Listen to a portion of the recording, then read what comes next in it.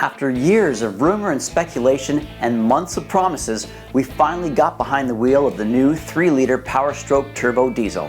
And after a full day of towing on rolling highways, hauling on winding mountain roads, and powering through an off-road course, is this the diesel worth spending thousands of dollars on?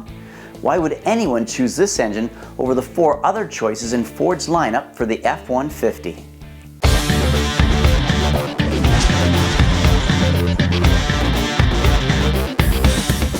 We were in Broomfield, Colorado for the first ever driving experience of the highly anticipated Power Stroke 3-liter turbo diesel.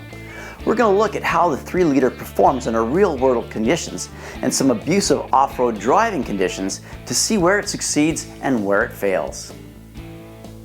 Ford's Power Stroke diesel engines were initially built and developed by International in 1994 with the introduction of the 7.3-liter in the Ford Super Duty.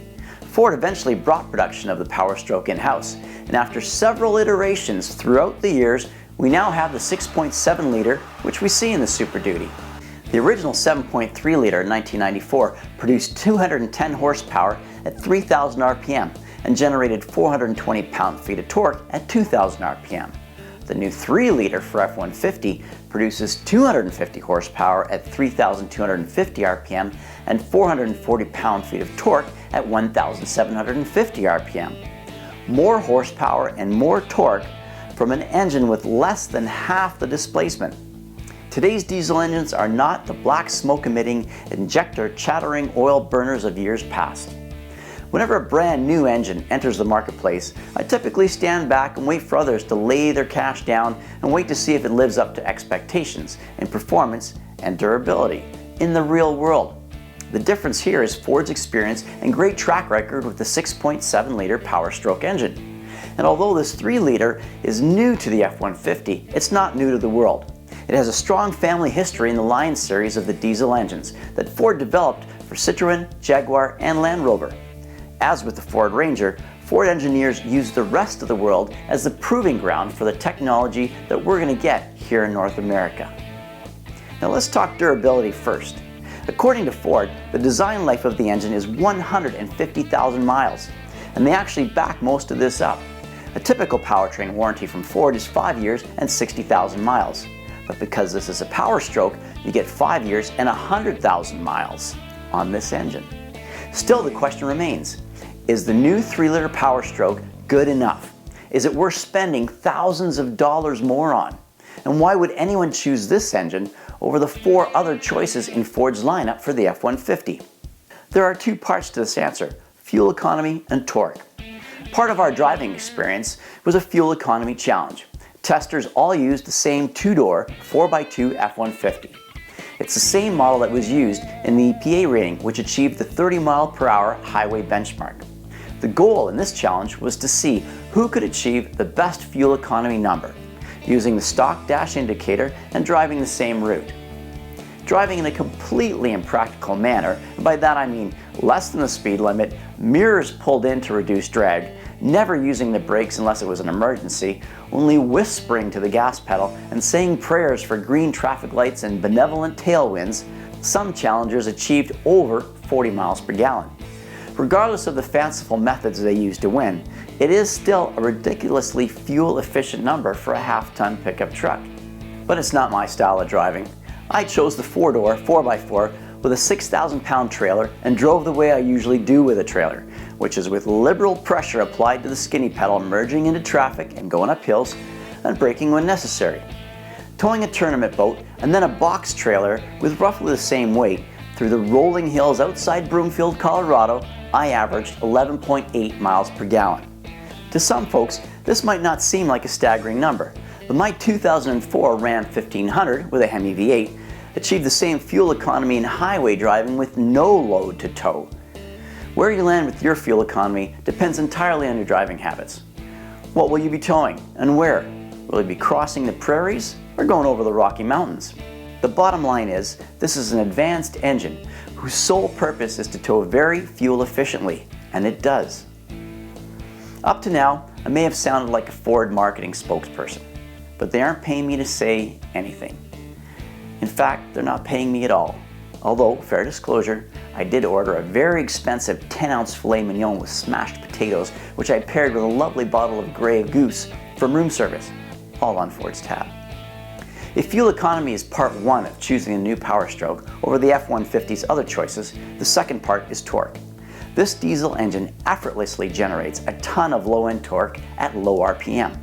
If you work at a job like a landscaping company and you're pulling a 6,000-pound trailer around job sites in an urban environment, and by that I mean stop, go, this engine is a godsend. At low urban speeds, up and down hills, it will pull your trailer without complaint. And if you need to wind along steeper mountainous drives, it'll do that too. Is this the perfect engine-truck combination for everyone? If all engine options were priced identically, should this be the engine that everyone buys? No. It's a diesel, which means there are some minor additional maintenance issues compared to gas. And if you want to be green, gas engines produce fewer emissions. If you really want to be green, you'll have to wait until 2021 to get the hybrid version. But they're not saying what form the hybrid will take. Either that, or if you want to be really green, go and buy a horse or ride a bike. This 3-liter Power Stroke doesn't have the acceleration of the 2.7-liter EcoBoost. It's just not as much fun to drive, even when you put it in sport mode. Passing at highway speeds means you need a lot of time and a long open stretch of road. And finally, it's not priced the same.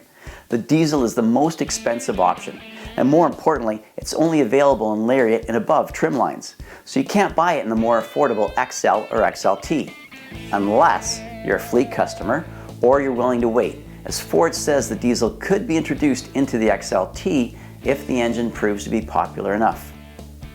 They expect a 5% uptake in the diesel, stealing some sales away from the 3.5-liter EcoBoost and the 5-liter V8, as these two engines are typically the buyer's choice for towing when they're buying a half-ton truck. The diesel option will cost you about $5,500 Canadian or about $3,000 US over the 5-liter V8. Now, naturally, Ford also expects to take some sales from the Ram 1500 in the EcoDiesel, since Ford has improved on Ram specs by just enough to call themselves #1 in horsepower, torque, and fuel economy. So, what kind of driver is best suited to this engine? Who really needs it? It's the guy or gal who tows up to 8,000 pounds on a regular basis.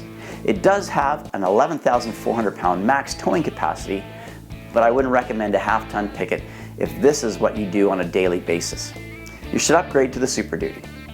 But let's say you need to tow up to an 8,000 pound trailer every day with a lot of stops and starts, or you need to tow your 8,000 pound boat or RV a good distance every weekend. Then this is your truck. One of the striking features about this diesel engine is just how quiet it is. If you weren't told you were driving diesel, you wouldn't know it. The engine runs smooth and quiet. The whine of the turbo and the telltale diesel clatter is only barely audible if you listen closely under hard acceleration or if you stick your head in the engine compartment. The quiet running is due to the way Ford calibrates the injectors.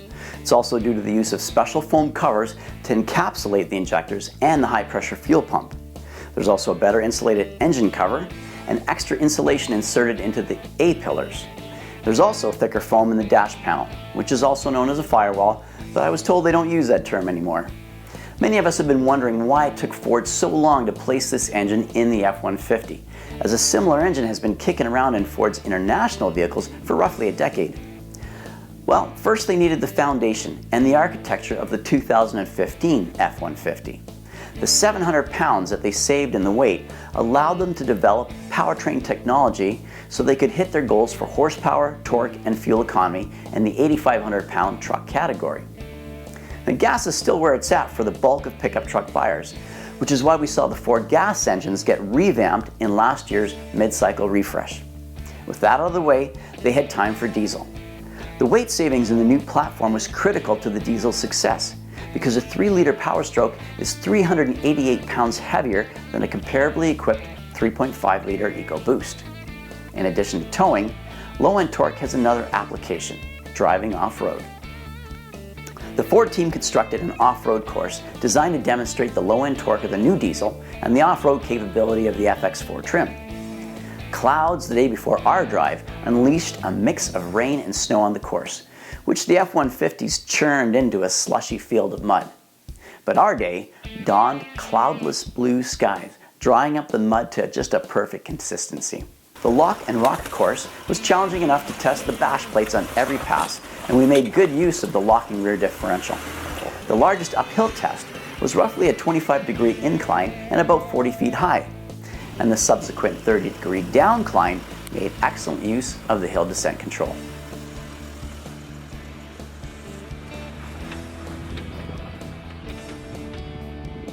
Several off-camber gooey mud obstacles and water hazards provide some serious entertainment.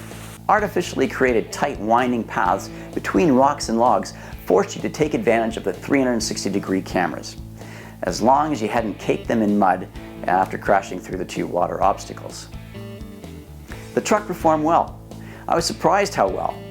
The approach angle was good, and we tested it aggressively enough that we got grass in the tow hooks. The torque was terrific at making solid steep climbs. The locking rear differential provided traction where it was unlikely that a regular 4x4 would have even made it. There are two things I would change. In off-road mode, I would prefer to have a little less throttle from a dead stop to make climbing obstacles easier, and 1 or 2 inch lift would go a long way to improving the breakover angle. Yes, I picked a line testing the breakover angle on an off-camber obstacle and managed to get center high on the driver's side. I have no excuse, other than the truck was doing so well I forgot that I wasn't in my lifted Jeep. And that says a lot about the F-150 diesel in a positive way. I like what Ford has done with this engine in the F-150. Do you think the diesel would make a good option for you? Do you agree with Ford's prediction that the diesel will get 5% of F-150 sales? Or do you think it'll be less? Or do you think it'll sell even better? Please let us know in the comments below. If you enjoyed this video, hammer on that like button. And if you'd like to see more, please subscribe. It really means a lot to us. Remember, money can't buy you happiness, but it can buy a 4x4, and we think that'll get you there. Until next time, stay safe, and we'll see you on the trails.